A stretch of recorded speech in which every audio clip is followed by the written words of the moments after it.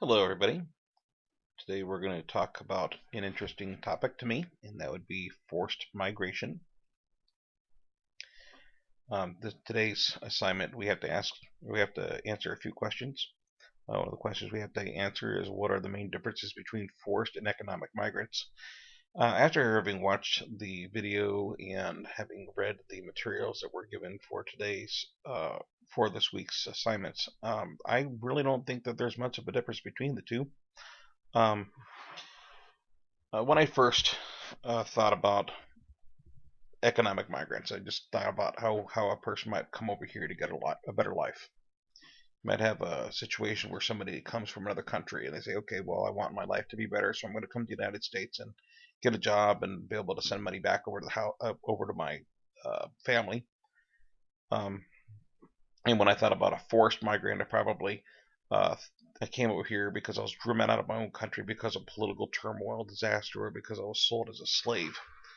Um, And so, as I've been reading the materials um, and watching the video, it sure has helped to have a more informed opinion. Um, just some thoughts about the readings, about the Ordonez reading. The reading we read was some sort of help for the poor, blurred perspectives on asylum. Um, I learned that the differences between a forced migrant and an economic migrant aren't as easy to define as it may seem. Where migrants come from, there's trauma, victimhood, deprivation, economic hardship, political persecution, murder, and all these things we just listed are part of everyday life. Even asylum seekers, a lot of times when they come over here, um, can't tell the difference between forced migration and economic migration because where they come from, um, there's not much of a difference between the two. And I'm talking about people that go here as economic migrants, or who they think themselves as economic migrants, but they're not. A lot of them are actually eligible for asylum. Um, People from Guatemala, for example, or I believe El Salvador as well. Guatemalans are still granted asylum in the United States because of the effects of the war and because of what has happened to members of their family.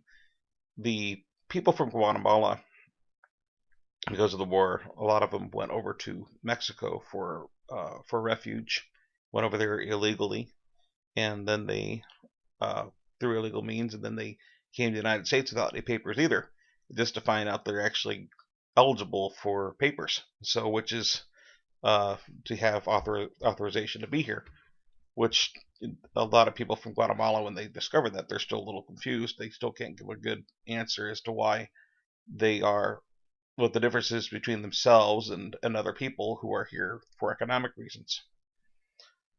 Because they think of themselves just coming over here because had a hard time making a good living in Mexico, so they decided to come over here to the United States. Um,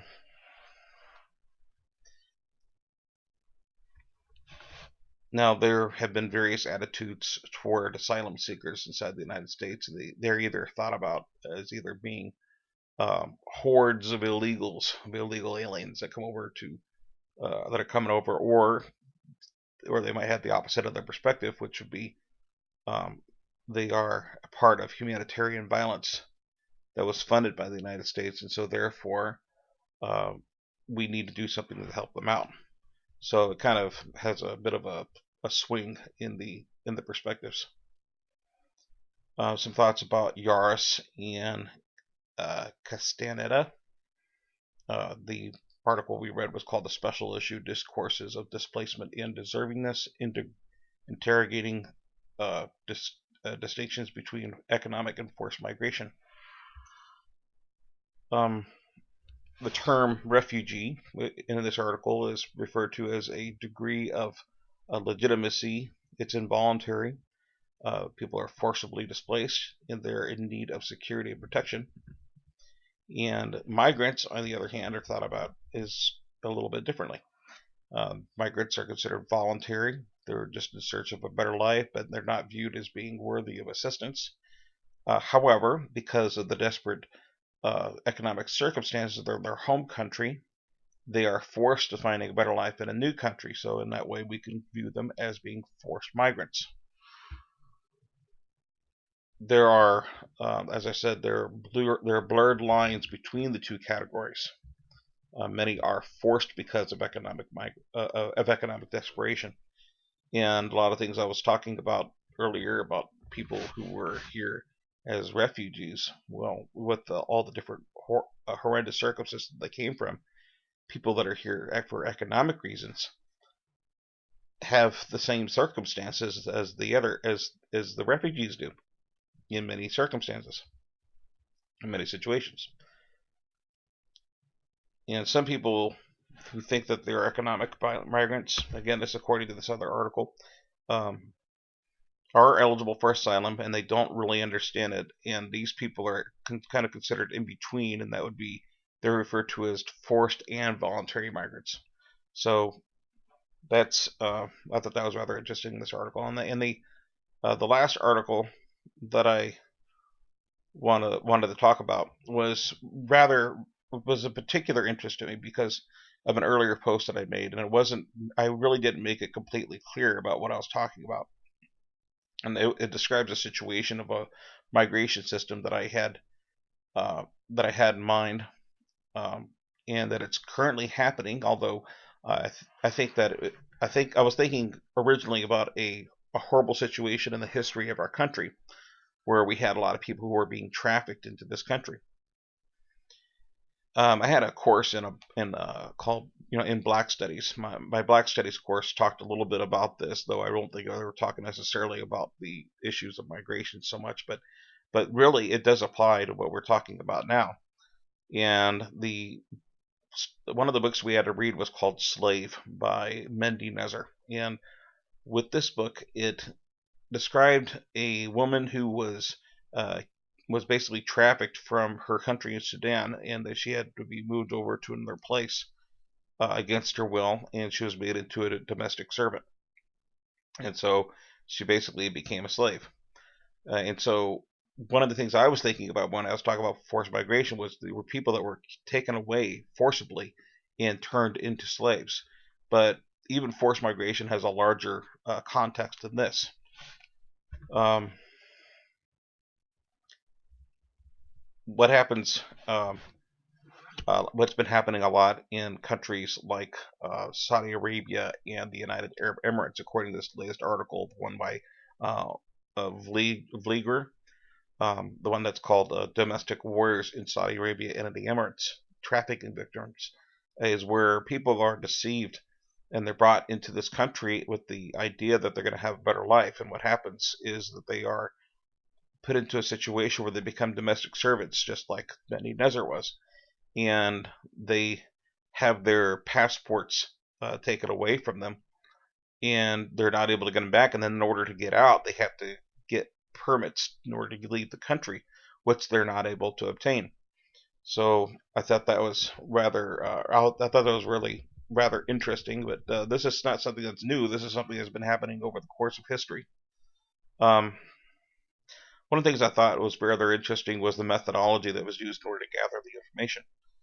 The researcher went to different places, talked to different people, and a lot of times the people he was talking to didn't realize they were even being researched. In the places where they were coming from were places like the Philippines and in Indonesia. They had to go over. He went over to the different airports. He talked to people at different embassies. Um, Went into the offices, and they even went to the houses, and he even disguised himself or herself as a person who was looking for a servant, so to speak. And so he was able to get this information that way. Um, and a good definition that I found for human trafficking was found on page 182. And if you want to look that up inside the paper, you can certainly do that. But I thought it was a very, very good definition. It caught my attention about how these workers were not able to leave the home for 2 years. So they're contracted for 2 years to stay inside the house. They'd had their passports taken away from them, and they weren't paid the amount that they were promised to be paid. Not by any, not even close. And none of these situations were were given in the form of a warning by the recruiter who was recruiting them. So they're basically deceived into coming under the circumstances that they didn't expect to be coming to. And this is something that, according to the article, was very common. It's not something that is the exception. It's actually this is something that's common among people in those countries that are domestic workers. Um, and what happens a lot of times is if they want to leave the place, then of course they have to get a passport to get out, but they can't. But a lot of times, but one of the things that was described was that a person could try to leave, they would get caught, and then they would be deported. Now, it kind of makes me think that it might be for the best that they be deported anyway, because that's they're trying to do. They're trying to get out of the situation that they're in. But that I don't know exactly what happens to those people who get deported. Um, One of the things that caught my attention was that the workers were not informed about their rights when they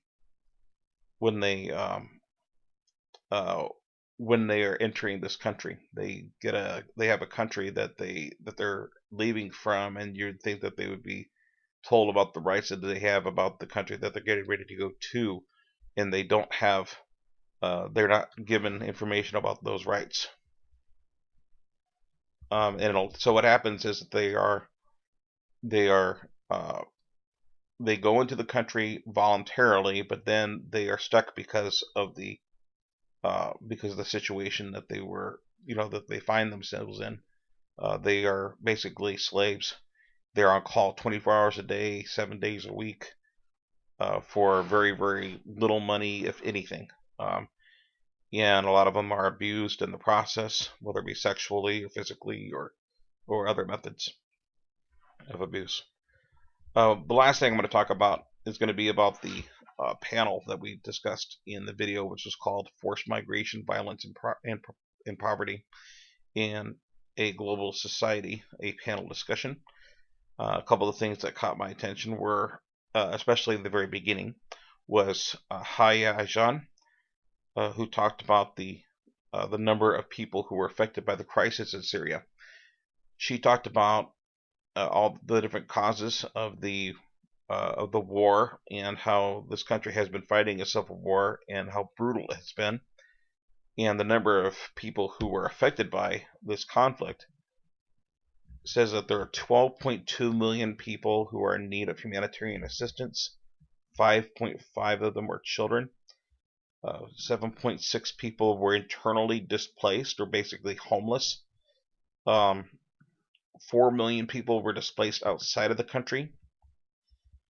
Then we had a couple other speakers that were on the panel. One of them talked about the war in this country that's connected to Ethiopia, and then of course there was a lady that was from El Salvador who had a war, or who was affected by the long war inside that country. And so that's some of the things that they had in common. And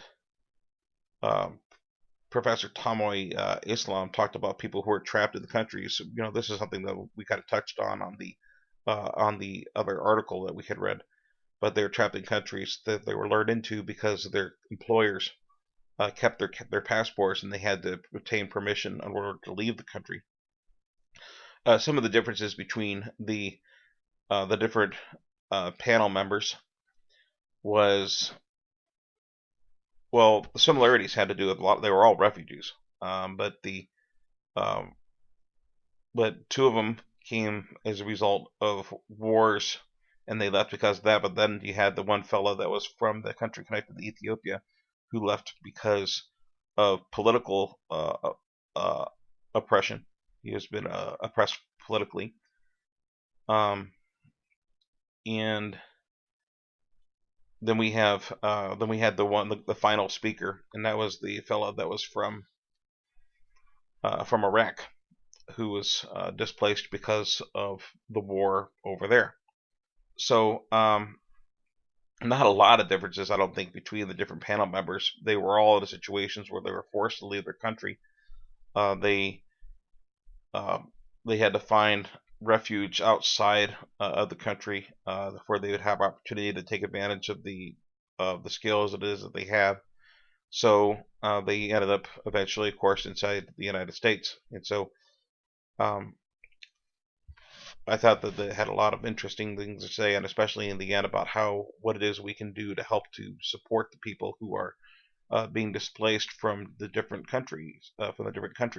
Um, the with the uh, with the humanitarian crisis that's happening as a result of the Syrian war with ISIS and ISIL, and how there are so many millions of people that are leaving, that they need to have a place to live and they have to have some support. And one of the things that he challenged the people to do was to support or find out what it is we can do if our countries won't help the people to find refuge. Then what can we do personally? So I thought that was a very interesting video, and those are some of the comments that I have to say. And I know that I'm way over on my time, but there's just so many things to talk about this week. Okay, thank you very much, and have a wonderful day.